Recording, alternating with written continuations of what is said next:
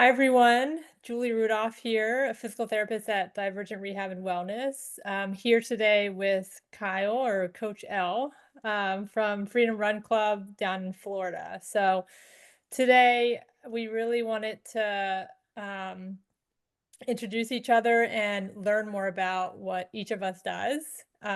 So we'll start it off that way and then just kind of see where things go. Does that sound good, Kyle? Sounds great to me. Awesome. So why don't you kind of dive into a little bit more about yourself, your background there, and then I'll follow with mine. Sounds great. Yeah.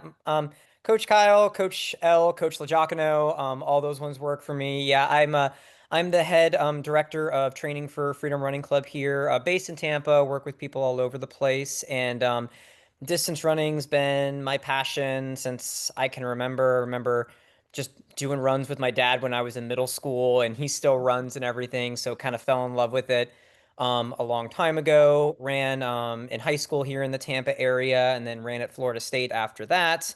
And the real big thing that shaped my coaching and my philosophy on everything was my senior year at Florida State was unfortunately cut short because I got an injury that really should have only been a month at best, and I kept thinking it wasn't so bad, kept trying to push through something that should have easily been fixable, and didn't listen to my body. And that's the number Mhm. one thing I always talk to my clients about is if you're feeling something, definitely let us know. You don't try to hide anything. Don't try to be a hero on your regular Tuesday run or your weekend long Mhm. run. Definitely let us know what's going on in all of those cases because if it's something that's normal, your coach, your PT, whoever you're working with is there to help design to help you through those processes, make sure that it's normal, or if it's something that's a little bit abnormal that we should worry about. And that really cut my entire senior season, not just cross country, but track completely off the table. Took about a year or so off from running,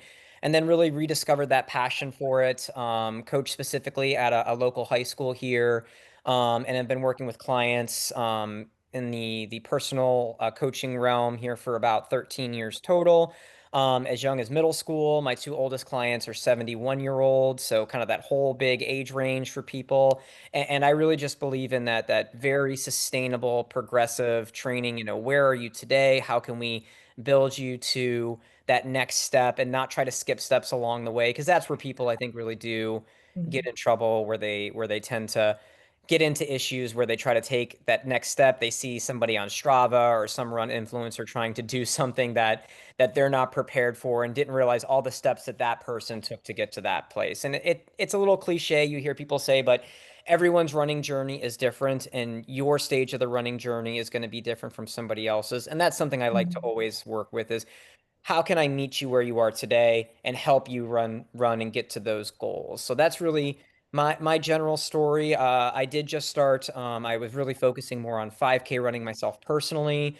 Can never run those times anymore because speed power does go down as we get a little bit older. And I just celebrated my 39th birthday here a couple days ago, actually. So I'm more in the realm of marathon training now. I'm getting ready for the Chicago Marathon here in just under a month. And so that's kind of my new challenge is not only do I'm training people for all those different races, I run everything from a fast 1500-meter on the track to a marathon. So all those different stages and there's all those different challenges people are trying to get through and better themselves and I'm trying to help them every step of the way to get to that point. So that's my background. Julie, I'd love to hear some more about your background and your coaching and your training philosophy as well. Yeah, well, thank you, Kyle, and happy birthday, belated birthday. I'm Thank you. also 39, so we are Oh, on wow. our our last year of 30s. The best thing for a distance runner about being 39 is Yeah. you age up and you get different time standards for different Yeah, races. So, that's true. And I saw you qualified for Boston, right? So yes, you're yes, like, and yeah, I did, and I'm hoping to get qualified again here in my next race. So, but yeah, it gets a little easier. I get an extra 5 minutes here in Chicago. yeah, nice. There you go. That's huge. Yeah, I've looked into Chicago. Just not ready for it yet, but I'll be doing Carmel here, local in the spring, Very cool. actually on my 40th birthday weekend. Wow, So that's I fantastic. It know. was meant to be that weekend then. Yeah, so I have to do it. Um, Yes. so and we could probably talk all day about marathon training and everything. But yeah, I'll jump into a little bit about myself. Obviously working at Divergent Rehab and Wellness here in Indiana, in Carmel, Indiana. Um, Going back to how I first got into things, same kind of similar to you. My dad was a big runner. Both my parents were, but my dad was the one I used to run with a lot. Um, and then just got into running in middle school and high school, and just loved it. And then that took me into, college at University of Delaware, and then, then for on to Drexel University for physical therapy program. I don't think you ever know what you really want to do when you go into those programs, because then you realize there's so much to it, not just what you know as outpatient orthopedic. There's a ton of different areas. So you start to figure out who you are and what you tend to drift more toward. And it kind of solidified that I like outpatient orthopedics, the acute care, all those things. Working at SNFs and just different facilities. I always enjoyed it because I love helping people, but um, what I really enjoy is the outpatient ortho world. Um, so we came out to Indiana about 3 years ago for my husband's job, and it was a good time to kind of make a change with my two boys. I tend to lead with, I'm a physical therapist, but I'm more mom right now. That's kind of where my priorities have shifted. um, and then keep myself obviously working as much as I can in the physical therapy world and running too, and trying to kind of mesh everything together. So always worked for, the hospital systems, private practice back east, and really learned a lot from those clinicians, and just the area I worked in. So I saw a lot. I mean, 10 plus years of just everything you can think of. And toward the end, before we moved, I knew I wanted to do more with runners and lower extremity and those kind of things. But I just didn't have the time. You had to keep seeing your full caseload of other things too. So we came out to Indiana and met up with Michael, the owner of Divergent. He said, I'm going to let you do what you want. So I decided, okay, let's start going more the running route and pelvic floor as well, with having had two kids. So that's kind of been my focus the last couple years. I've learned a lot working with runners. I've failed in certain ways because, I just didn't realize what I didn't know with trying to help. Now, after doing a lot more reading, research, taking courses, I look back and I'm like, oh, there's probably something I could have totally done different with that person. So it's helped to shape me into the therapist I am now. With working with runners and the pelvic health, pelvic floor population as well. Um, so that's been my focus. After having kids, or during and after kids, I kind of put my running on hold. I just really struggled with it, and I would say I had very little injury prior to kids, and after was really where I struggled. So getting back into running was hard. Um, just this past 6 months, I've been able to do a lot more. I've signed up for things and have had to like bail out, defer because I'm just not ready, or I do it and, I don't feel great. So this year now I finally feel like I'm like consistently running. So I'm excited to get back into marathon, half marathon, now that my life is better balanced. So, It's funny you um, say that too. That's really the biggest thing is, that being able to do it, fitting it into your lifestyle. And that's something that I'm big on. I know you guys are big on, is making sure that it fits into, your plan fits into somebody's lifestyle, because it's great to make somebody a plan, but if they can't complete it because of their lifestyle and everything, their work-life balance, it just becomes more frustrating. So I know that's something that we're both really big on too, is making it work for somebody's situation. Yeah, definitely. And I think when you go through things yourself, I think being a runner helps, so what it takes, Not that you need to be one working with runners, but you just know how much time and what it's going to take and how you feel. So it just you're relatable, right, to your patients or clients. So yeah, yeah, it's definitely been a journey, but I find it really fun working with runners. And I'm sure, you'd probably say the same. And looking at like you've gone through a lot of training I, with I yeah, I was gonna say you brought something up in yours that I completely just glossed over. I really love the science of how humans adapt to this. I really got addicted to it. In fact, I was one of those kids that really didn't like science because didn't see the practical purpose of it until I saw this, and I was like, whoa, like this is amazing. Humans actually, adapt in a very specific way. Those are the rules of the game. So I really do love staying up to date on the science of it, and it does constantly change and evolve. And Mhm. I really pride myself in going out and getting the latest. I'm currently getting the level 2 certification through the Road Runners Club of America, but USATF, IAAF, NASM. I love all those different takes on it and looking at the science and trying to use those as the rules to the game, and then dealing with the actual person to figure out how these rules kind of apply to them and their situation. So yeah, I'm a really big believer in the science of it coming first, knowing, if you're getting ready for a marathon, what actually is going to help you, and then figuring out Mhm. what are the most important things that you can actually get into. So yeah, I absolutely love that. And thank you for bringing that up because you were saying it, I was like, wow, yeah, that's exactly, I feel the same way about making sure that up to date on the science of it and everything. Yeah, and it's really hard to keep up with all those things. Yes. And and luckily you find people who like love doing that stuff, and they're putting out research, and they're in groups, and they're just pushing those things and making you aware of it, which is great, right? So that you have someone kind of helping to keep things on the radar. You're just going to make time to read it. um Exactly. out of everything you've been through with your training, what do you feel like was the most helpful for you, or is it all just different? It's funny you say that because it really it does come down to you'd mentioned it's almost those, I don't want to say failures, but it's those things where you did the absolute best with the situation you have that pushes you to even move forward. It's the same thing, like you have a bad race and you want to go back and do it better. I remember very Mhm. specifically I had a couple clients who ran fantastic times, state medalists. They were younger clients at this point. It was when I was just coming out of just the high school side of it, and couldn't quite hit the times at the end of the season that they wanted to. And that's what really drove me to, first, it was the USA track and field. I think that they were really kind of the cutting edge in terms of the science when it comes to coaching.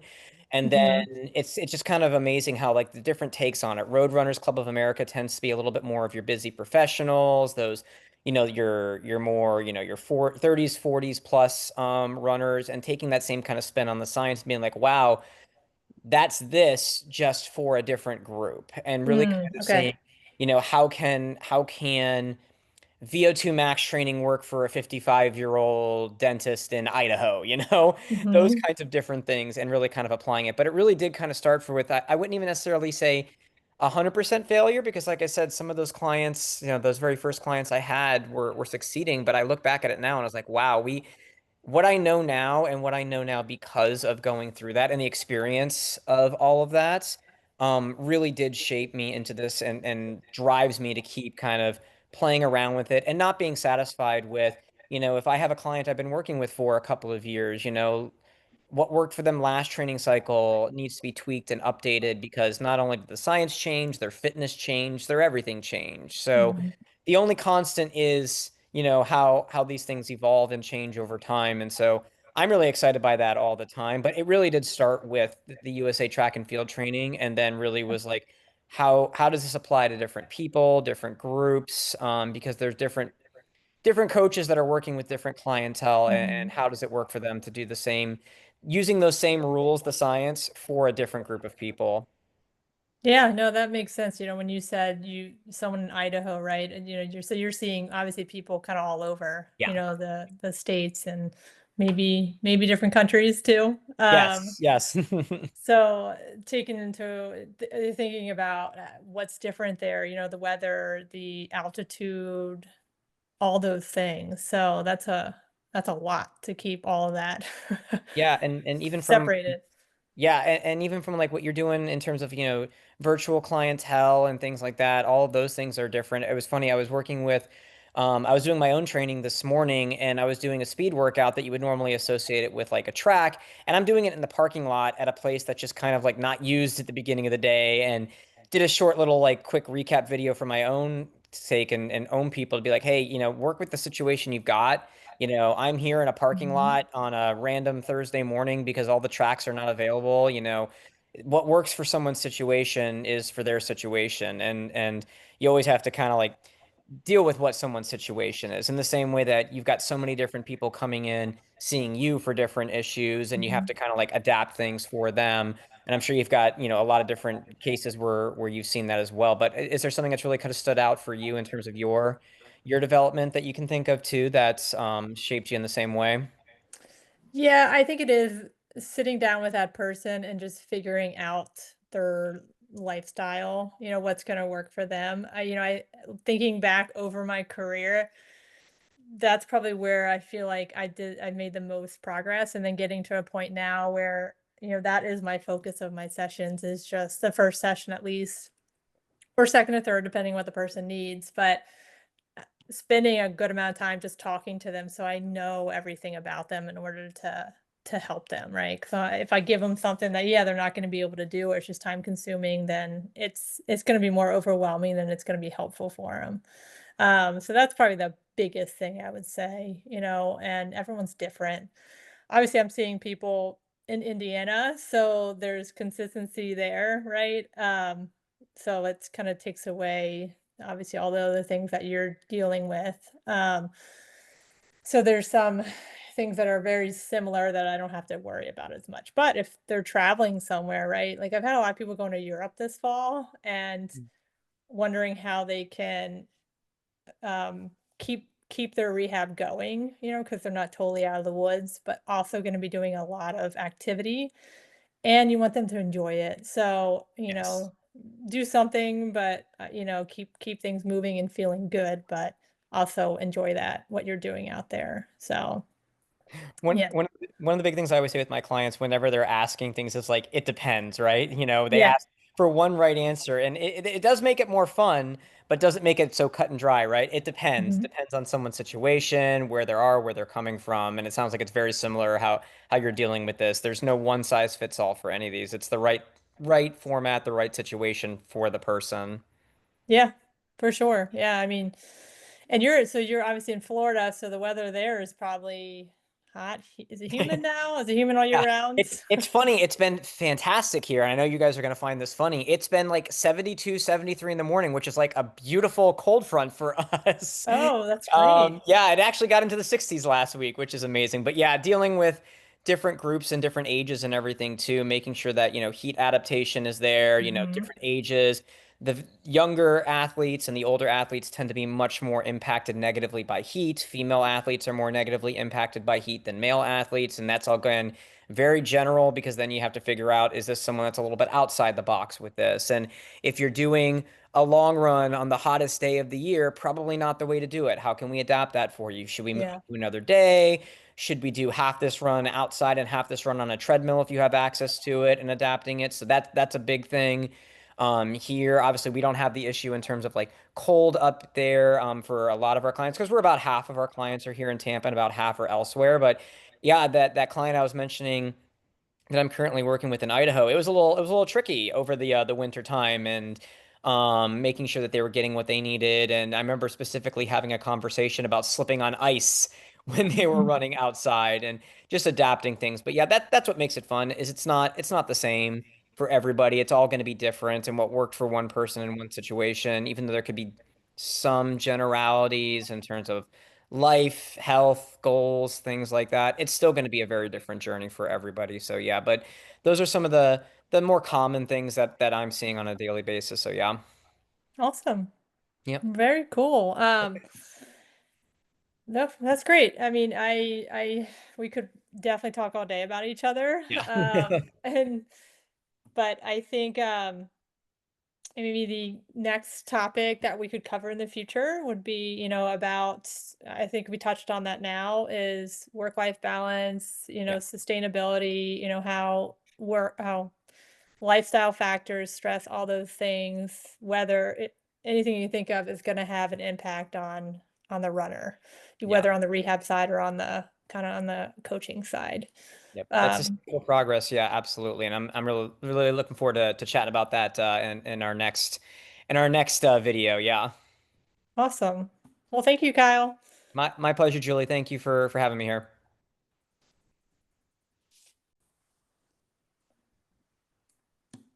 All right, we Okay. are recording, so you are good whenever. Okay. Hi, everyone. Julie Rudolph here from Divergent Rehab and Wellness. I am here today with Coach L from Freedom Running Club. We are here to talk about how to stay on track with your running goals while minimizing risk of injury. So, how to get to that marathon, how to get to that 5K. What are some key things to look at in your life that will help you get there safely? Um, so Kyle, I will kind of throw that at you first and just kind of see what your thoughts are, what you tend to see being on the coaching side, what you see the most, that tends to, I want to say, derail a runner, just with your history and experience. Yeah, definitely. And I know we touched on this on a previous video when we were talking about our backgrounds and everything, but the real big thing that I see with most people is almost always trying to do too much, trying to do something in a way that's not sustainable for them. Hmm. And that can be different reasons, different aspects of it. Sometimes it can be somebody who gets influenced by something they saw on Strava or social media or something like that. And they saw someone who maybe had a very different situation, different demands of life, different part of their running journey, right? And that's a really big thing that I like to always say to people is your running journey is different than anybody else's. And typically when people get started, they want to jump right in, do all the Sure. things, all the workouts, all the long runs, and then obviously that's going to typically lead to some kind of setback. Hopefully it's not an injury, but typically that's what you do see. Someone goes out and they try to go from, a couple runs a week to 50 miles a week, and it's just not sustainable physically. And then your body says, whoa, you're going to stop because I'm going to make you stop because I'm not prepared for this. And Hmm. humans, we take about 2 to 4 weeks, to adapt to anything. You've heard that old adage, if it takes 21 days to set a habit, it's as much physical as it is mental. It takes 2 to 4 weeks to adapt to anything, increase mileage, increase intensity, just if you're going from not running to running. And so that's sustainability in terms of the amount and what your body's able to do. But that goes hand in hand with the idea of what someone's life situation is. If you've got someone that is 45 years old and works a 9 to 5 job and has a couple of kids and some other obligations, if you're then also trying to go out there and run, 5, 6, 7 hours a week, it might not fit into proper rest and recovery. So there's a couple of ways where sustainability really comes into it, but really it Hmm. almost always comes from just trying to do too much. And I mean, everybody that I'm typically dealing with, they're going to be A-type personalities. They want to succeed. They want to hit their running goals. And it's typically not going to be because you're not doing enough. It's almost always you're trying to take 4 steps at once, and when you do that, you typically fall on your face. I was talking to a client about this just this morning. If you're going to run a marathon, you can't run the 26th one before you've run the first mile, right? The Hmm. first Yeah. mile, then the next mile, and that's the only next logical step. In the same way that I'm sure you see with your clients, they probably want to come in and immediately fix whatever it is they're feeling, but they want to try to take 5 and 6 steps, and that's just not sustainable either in terms of like what their body's prepared for or also what they can kind of fit into their lifestyle. So that's what I'm seeing in terms of sustainability. And I'm sure you're seeing very similar things with your clients.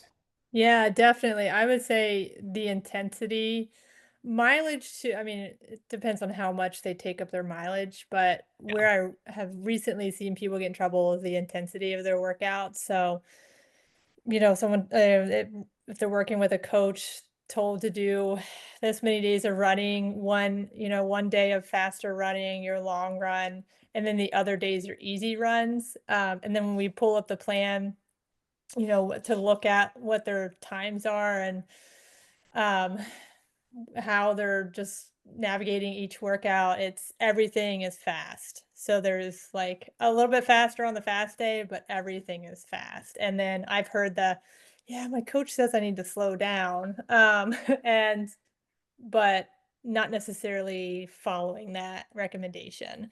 So that's where I've seen people get into trouble is really taking up that intensity all the time and not ever having that time to recover.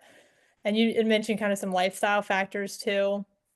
One such guy I was talking to or working with, he was diving in a little bit more about his life, had some stress at home, just with kids and normal, I would say normal things that, are going on. But also some stress at work and standing all day. So like never has the opportunity to ever to recover and then puts the miles on too. So that tends to lead to trouble. And then it's when I see them just making sure they're safe to keep going on, just ruling out any chance of any kind of like bone stress injury and making sure I understand what's going on so that they can continue to run. Because I know runners, I don't like to pull them out of what they love to do. Want to keep them running as much as they can if safe to do so. So yeah, intensity, that workload. Obviously a big part is definitely the other stuff in their life. Chris Johnson is a well-known, physical therapist that works with endurance athletes, and he put together this graphic about like where you see yourself. So it's a box, right? And it's got on one side, I should have pulled it up here today, but how where to progress or what to do that day. How are you feeling? Are you in the red? Are you in the yellow? Or are you in the green? Green, right? Go do your workout you had planned. Red, hard stop. You should probably just take a day to recover, do something light. And then yellow, kind of move forward slowly, but a little cautious with how you're feeling. I sent that to one of my patients, who was training, and she's had a lot going on, and she's talking a lot about how work was stressful, and it's been like that for a while, and I was like, "Hey, I'm gonna send this to you," and, I was just curious where you put yourself here, or maybe you just can help guide how you train when you're in a crazy work day. And she wrote back, "I'm in red all the time." I'm like, "Oh, okay, well." We need to how can we figure out to make things a little less stressful, or can we pull back a little bit? So it's it's hard. But if you can get to that person and help them figure out how to manage, then it really helps them continue to train with you and reach all their goals. Yeah, and you can't if you're injured, you can't do anything, right? And Yeah. and to your points, the intensity. Been working with athletes now for 13 years here directly, and in that time frame, I've had one person that I said, well, maybe we can go a little faster on our easy runs. It is universal. Almost everybody, to throw a couple terms out there, almost most people are doing most of their easy runs if they haven't had some direct coaching at what would be like their tempo run pace or, Mhm. lactic threshold to send another thing out there. And then they can't increase the mileage because that's not really easy. It's medium. And then their workout days can't be as intense as they want. So now you're training a lot in a very similar because your easy runs are actually here. Your fast days Mhm. kind of come down to here. You're doing a lot in the same zone. That's a big recipe for not being able to safely increase your miles if you are in the position for that to strengthen you and a position to get some overuse injuries because you're doing very similar things day in and day out. Your body can never rest one energy system or one type of muscles while you're moving. I think there's a really unfortunate key phrase that's used over and over again where people say easy day, hard day. Well, those things aren't defined, but in reality, you almost want to think of like energy system demand and looking at things like where was your heart rate, where was your actual perceived effort, and it's real easy for people to convince themselves that that run that really was like a 4, 5, 6 out of 10 was an easy two because they want to progress, right? They Sure. want they want to progress and they think that if it doesn't hurt, it can't possibly be helping me. But in the end, I saw this really cool phrase that somebody was using the other day when they were talking about running. It's like running's the one sport where you can almost do it like, not 100% and get the maximum benefits out of it, right? Like we're Yeah, really that's a good point. we're designed to do 80% of this for the most part at a very low intensity, a conversational pace. And I don't mean one or two words. I mean truly conversational. Can you tell somebody what you did all day, what happened to you on a day in, day out basis, and hold a conversation the whole time and not have your heart rate spike. So, Yeah. it really is that intensity, keeping things in a really easy range and being aware that, you might see somebody at the park you run at or on a treadmill doing something and you have no idea what they're doing. You don't know what their goals are, if they even had a goal or what it is that they're trying to do with their situation, and not trying to mimic that, not trying to make their running journey your running journey. You might see somebody and you think they're doing an easy run, but maybe they're doing something else. Maybe they're doing Hmm. a tempo run. Maybe they're doing something else. So your situation, your goals, your running plan is really kind of what needs to be tailored to you. And I think you even mentioned this too. A lot of these running plans that you see or what's kind of passed around, and they'll say, oh yeah, do one long run, do one speed workout, do a couple easy runs. I mean, that might work for some people. You might have more time to do it, you might have less, but are those things defined? And we've talked about this at one point where we said, a lot of these running plans will say, "Oh, you want to run this pace in your goal, say marathon. Hmm. Just run a minute slower for all your easy runs, and that's your pace." And it's like, wow, that just is crazy to me because humans adapt again in 2 to 4 week blocks. If you're doing the same pace for every run for entirety of a training cycle, you were either overtraining at the beginning or Hmm. undertraining at the end because you've progressed from that point. And so really having a key idea of what easy means, what aerobic threshold means for you, what an Hmm. easy run day is, and making sure that you are prepared for those fast days. Are you, overly stressed, or are you ready to go for something a little bit faster? I was talking to one of my clients this morning about this. He was going a little faster on his easy run days, but he felt great this last week. We had some cooler weather here in the Tampa, Florida area, and he's actually going to do a new test run, a race this weekend. And his heart rate is always like, man, this is great. We've been doing everything we want. Fight that urge to go too fast right now. Let's show it in the race. But that's what Hmm. you really want to see. Like the easy runs almost feel too easy. And that's where you want to get to the point. Time to retest, time to reassess. Now it's time to get some new training targets for the next 2 to 4 week block. And that's really where I think people get wrong, is where they really try to feel that a medium intensity isn't easy. And it truly should be easy. The guy that can break 2 hours in the marathon does most of his runs, something like 90% of his runs at like an 8:30 pace. And you see so many people trying to push the pace faster than that on their easy days. Yeah, no, it's interesting you say that.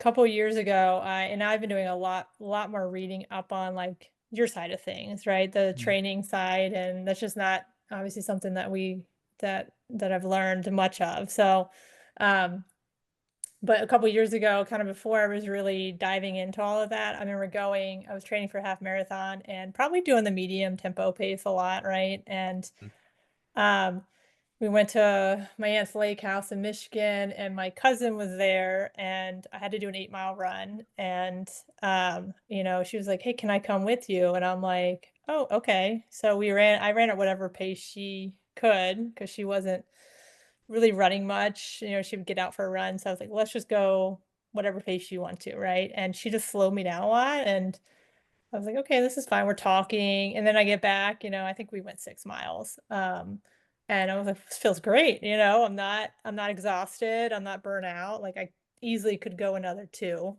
Um, so ever since that is when I think I picked up that 80/20 running book and started kinda diving into those things, and it's opened up my eyes to my runners who come in for rehab of, like, really getting more into their training and, if possible, trying to understand or talk to the coach too to figure out, like, what they're working on so I know what they're dealing with on that side of things too and what their plan is. So, there's a lot on your side of things, for all of us to learn. And it's funny, this is probably the first things people competed in, right? Going way, way back. Who can run from Mhm. here to there faster? And there's still just, I think, a lot of misconceptions about it and everything. And what it really comes down to with it is, people do when they do this, they think, oh, I can't do anything faster or can't do anything more because their easy wasn't easy, but it allows you to be faster on those faster days. It really does prime you for it. And one thing that I always like to tell people is like, yeah, like your recovery run, it's called that for a reason. You should feel more recovered. Like you should feel like that blood flow, that movement, all of those things actually prepares you for something a little bit more so that you can go out there and do that. And it allows you to, Mhm. I know that we've talked about this in previous chats, but like this idea of in order to be healthy, a human has to eat like a variety of things. To be a healthy runner, we have to have a variety of paces, right? You Sure. have to have those true easy efforts. You have to have those true faster efforts when your body's prepared for it, and some of those different things in between. And also in and along with that, the sustainability is knowing what to do. I remember I had this client a number of years ago, triathlete, and he was looking at and he found some crazy plyometric workout. And I was Mm. like, "Oh, where'd you get this routine?" It was literally a semi-pro basketball player, and this was a 40 something trying to get ready for triathlons. And I was like, you should not be doing that. So like just because it looked cool that this guy was jumping high doesn't mean that it's going to necessarily make you more athletic for your goal. If we want to make a transition to be a basketball player, that's perfectly cool, right? But Yeah, yeah. knowing what not to do is really important and for your situation. So like, you can really get into the weeds with distance running, figuring out, what your VO2 max is and really coming up with different you've probably heard different things about like double threshold runs and the Mhm. zone runnings and all that. And it really all comes down to knowing what someone's VO2 max or their fastest aerobic pace is. But in some cases, that is just not appropriate for Yeah. certain people. If you're just getting someone that wants to run 2 or 3 days a week for just the health benefits of it, maybe in a year they want to do a race, then Mhm. it's not really appropriate to do a VO2 max. Let's do a 10-minute as fast as you can. And it just, they're probably not going to do super well on it and they may get injured on it, right? Because you're just Mhm. trying to get them to run and rebuild and just get used to running. And in some cases, we talked about this. Some people's easy can also be their medium and hard at the same time because it's just going from mile one to mile two makes it Mhm. and then makes it hard. And really kind of figuring out what makes sense for their situation. I spoke earlier about the workout I did this morning, and I was talking about how I've got in the video I was making about how I've got a marathon in about 4 weeks and I'm doing a fly 30 speed workout. Makes perfect sense for me in my situation. I didn't just throw this in because it's something I wouldn't do normally. It's part of my Mhm. normal routine. If I'm dealing with someone that's doing maybe 4 days a week of training, that's probably not going to rise to the level of importance because there's other things that we would need to do before that's super, super critical. So Yeah. I would say that for most people, knowing what not to do is really as critical and as important as knowing what to do. Mhm. As well as really being honest and true with yourself. If you're working with a coach or working with a situation, working with an app, really looking at that and making sure that it's something that is sustainable for you because with AI, I'm seeing people making their own training plans on Chat GPT. It doesn't know your Mm. situation. It doesn't Sure. know what, you might say my goal is to run a 2:30 marathon, but you've never even run a 10K before. It's going to Mhm. give you some kind of data. It's not going to be great for you.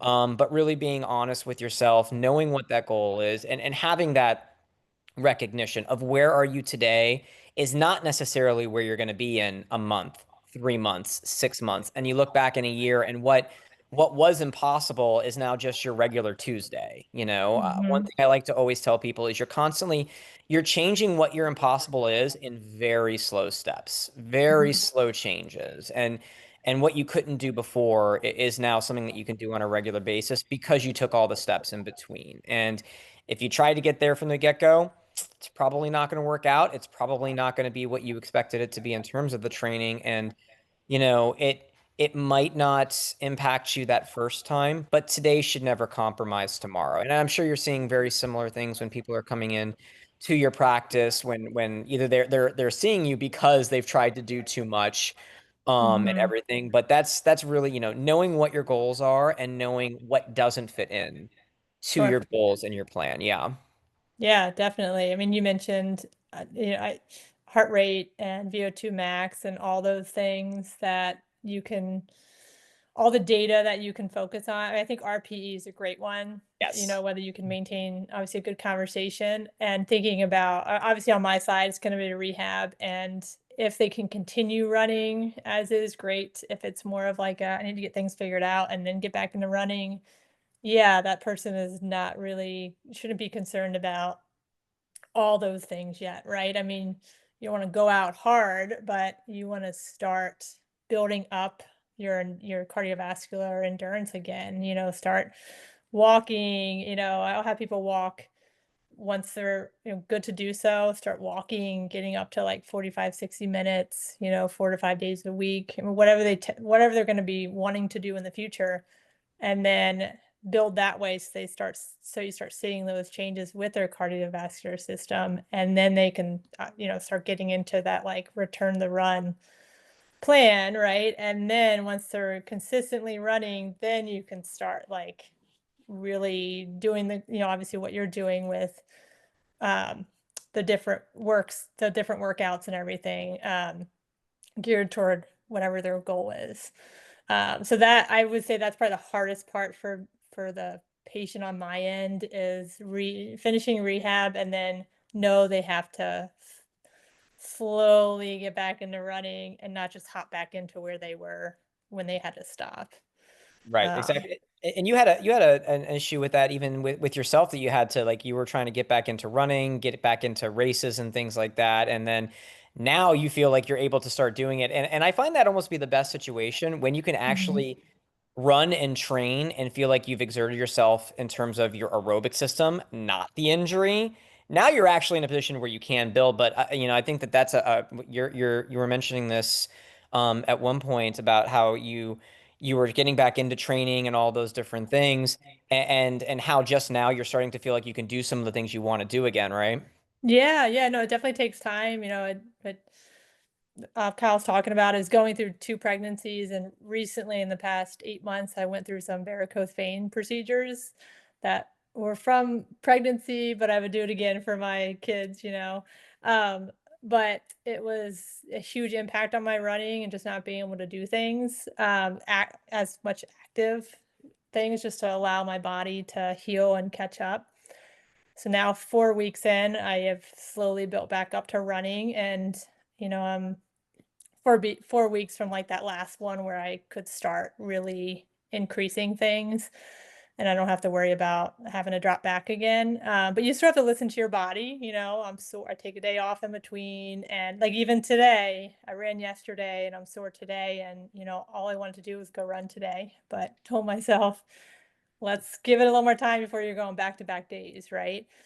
Um, so it just, on that rehab side of things, it takes time, but if you can get that right, you know, rehab fully, then you'll go into training and you're going to have stuff pop up, right? We all do as runners, but you're not fighting what you did not rehab, at the time that you should have. You don't have to step back or leak kind of end up resulting in other injuries down the road. So Yeah, yeah, and it's a you know, it's challenge.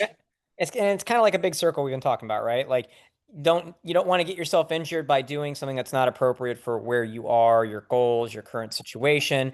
If you Mhm. are in that situation where you're dealing with an injury, making sure you're taking the right steps, not trying to do too much so that you can get back into your activity as safely and effectively as possible. Keep hitting the correct workouts at the right time, and really, getting back on track to running what your goals are, and everything. So all these things, it's like anything, it's a circle. People can enter that at any single point. Hopefully you want to keep them safely continuing on that progress. But really what it comes down to is, you're dealing with A-type personalities, people who want to do well. And, as a coach, in most of these cases, I'm really having to hold people back as much as everything, like, hey, we're going a little too much on this, or hey, maybe we shouldn't quite sign up for that race just yet. We might want to do an intermediate.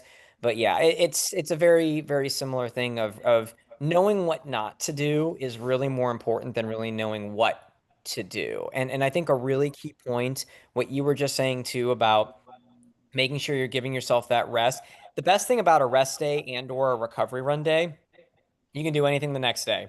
That's what's Hmm. great about it. I always tell people a recovery run day or a rest day, not a wasted day. If you know that you're in that red that you were referring to, and you've got a workout on your plan, the worst thing you can do is try to do it. It doesn't work out. Now, not only have you maybe even pushed yourself further into the red to where we have to do maybe 2, 3 recovery runs or off days here to get you back to baseline, but you probably just hurt your mentality too. You've probably Hmm. thought that something is wrong. You start questioning all of it. And with all of these things too, there's that mental side as well as that physical side of things. So, big takeaway for me is always, today shouldn't compromise tomorrow, a recovery run day, a rest day, never a wasted day because you can come back and do anything the next day as long as you've done it in true recovery zone or actually taken the rest that your body needs.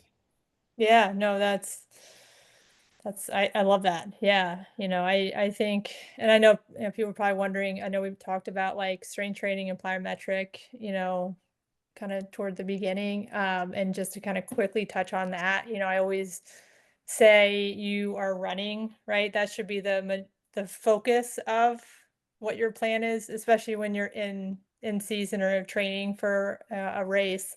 Um, and having some strength training, plyometric work filtered in, depending on what you need. Everyone has a past and things that pop up, so I tend to tell people stick with those things. And it's all specific to the runner too. So, but generally I encourage like at least 2 days a week of something to kind of supplement the running, and it doesn't have to be heavy or a lot in season. Yeah. And then out of season, maybe you go a little bit heavier so you can kind of build up, because hopefully you have an out of season at some point. Right. Yeah. You're Yeah. taking a little bit of a break, but not everyone does, Yeah. especially with your Another struggle younger sometimes. athletes. Yeah, exactly. And make it less stressful for the runner. Um, Keep up some things, but not as much focus on the strength training. Just what's going to keep you, running well and efficient and prevent anything from popping up that can be prevented from obviously that happening. Yeah. Um, so yeah, we talked about intensity, the I have to just touch on the strength and plyometrics side. And plyometrics, running is a plyometric activity. So if anything, once a week maybe that people can do something. Yeah. Especially for my like postpartum, those I work some of that in for that group. But it's different for everyone. Um, and then we talked about lifestyle, stress, just all that whole side of things. Sleep, I don't think we dove into as much, but still important with how you feel that next day with your training plan, and how flexible you can be with that plan with your coach. Is there And, anything and else that we're missing, yeah, Kyle, and that you want to and touch and on? And that's a great that's definitely going to be a topic we'll do at some point here, the rest, recovery, sleep, all those different things, because that's something that I think is under talked about in a lot of these things. And I love what you brought up. Yeah. And the idea of your past history with strength routines really should bear on what you're doing. If you've never done any strength routines, the idea of going in and doing crazy amounts of like pure weightlifting or some kind of crazy plyometric routine, doesn't make a lot of sense. Really, that next logical step in the same way. Plyometrics, yeah, to your point, I think is the utilized thing in a lot of training when done correctly. Hmm. And it doesn't take nearly as much as people think, the amount of jumps and things like that. Something I'm sure we'll talk about in a future video. But yeah, Sure. just like a lot of this, the strength routine really should build with where have you been with this type of activity? What maybe are you recovering from? What are you training for? So yeah, definitely strength is a really, really key thing. In the same way, knowing what not to do with it is just as critical as what to do with it. And yeah, really important to cycle through it. Don't be that person that says my last off day was 2.5 years ago, because gosh, I've had that and be like, wow, we definitely need more off days than that. I think physiologists typically say every 21 days is kind of like what the maximum is that you Mm. really should have. But yeah, you really need to have that down cycle, make sure your body can recover from it. These things are stressful and your body needs that time. And I love what you said before too about how you really wanted to run today and you missed it. That's part of it too. You know, you've got to miss it just a little bit. Your body has to detrain from it just a tiny bit so that it can unload from it. But no, I think we hit everything in terms of it. You know, knowing what not to do is just as important as what to do, making sure that it's fitting in with your not only your training goals and everything, but really what are you capable of doing today? Being real honest with that, and also, Mhm. is this something you can be compliant with? You don't try to have a plan where you're running 6 days a week when you know you absolutely can't because you're probably going to get frustrated. Your body might tell you you're going to take a break because I am going to get an injury here. All those different things that you have to really kind of manage, and it's not super fancy or super flashy, but really it is just that sustainability. Compliance to the training plan, compliance to your rehab is really the science in making it happen. And making sure that you're in that situation to where it's something that you really not only can do, but will do. Two really Sure. important factors. Yeah.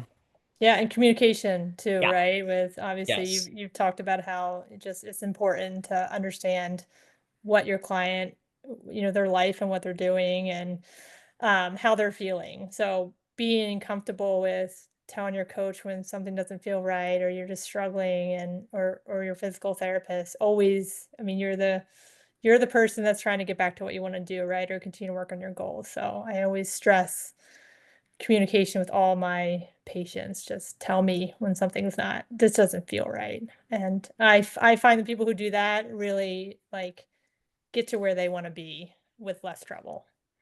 Um, Yeah, I think that's a perfect place for us to leave it. Yeah, don't be afraid to have that open line of communication. yeah, awesome. Well, thank you, Kyle. Before we kind of wrap up, how is your training? So training's going good for Yeah. Chicago then? You're right. I don't want Yeah, to it's like going knock on wood. it's going great. I ran a PR in my last race in June. I'm gonna do two marathons this year. And things are going great with that. I've got one more. This is my last really big, about 80 miles this week, and then I'm gonna start to taper from there. I'm really excited for it because usually at this part of the training cycle, you're typically like a little lethargic, a little it makes sense. You're supposed to be at your highest at that point, but I'm actually feeling fantastic and really excited for Chicago. So hopefully I have some good news here in about a month. Awesome. Hey, I'll be rooting for you. Yep, and then good luck, 'cause I know you got a race coming up here at some point too, right? Yeah, I have not signed up for anything in the fall. It'll be half, but the marathon will be in the spring. So I have not officially started training. I'm just going to start building miles now and then see how things go. So And yeah. and I always stop people when they say this. It's not just a half; it's a full half. If you say yeah, Yes. 13.1 is certainly not just anything, right? No, it's not, right? It's definitely a challenge for sure. Yes. Well, I appreciate it, Julie. Thank you. Yeah, thank you, Kyle.